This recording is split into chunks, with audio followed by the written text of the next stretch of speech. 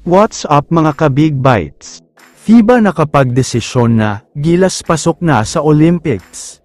Pero bago ka sana magpatuloy sa panunood ay huwag mong kalimutang mag-subscribe sa aking YouTube channel.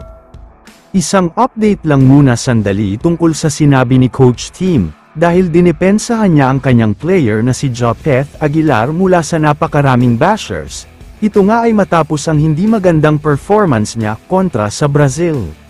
Ayon kay Coach Tim, siya daw mismo ang nagmakaawa na sumali si Jopeth sa FIBA OQT sa Latvia.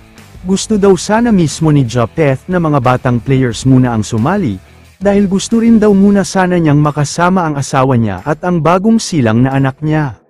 Pero noong nagkaroon ng injury si AJ Edo, mas pinilit siya ni Coach Tim, pero imbes na magpahinga sa bahay kasama ang pamilya, pinili daw ni Aguilar na lumaban para sa bayan.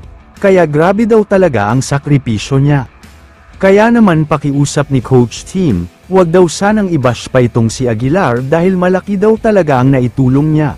Siya nga daw ang isa sa dahilan kung bakit nanalo sila kontra Latvia, kaya dapat pa rin daw purihin ang team captain ng Gilas.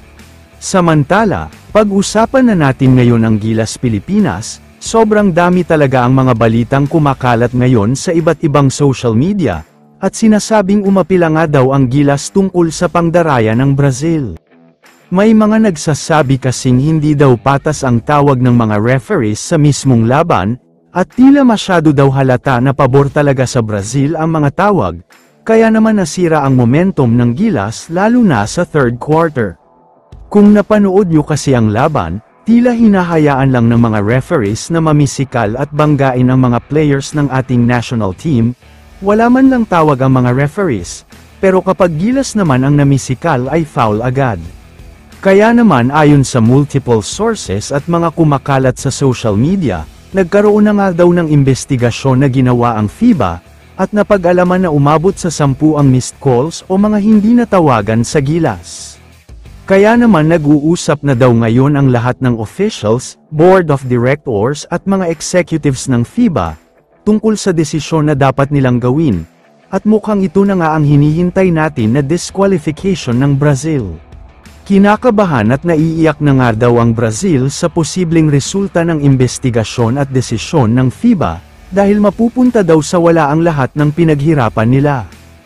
Hindi daw inaalis ng FIBA ang option na ma-disqualify ang Brazil, at ibigay sa Gilas Pilipinas ang Olympic slot, dahil nga ang Gilas daw ang may pinakadikit na score against sa Team Brazil, kaya abangan ang mga susunod na balita para sa karagdagang updates.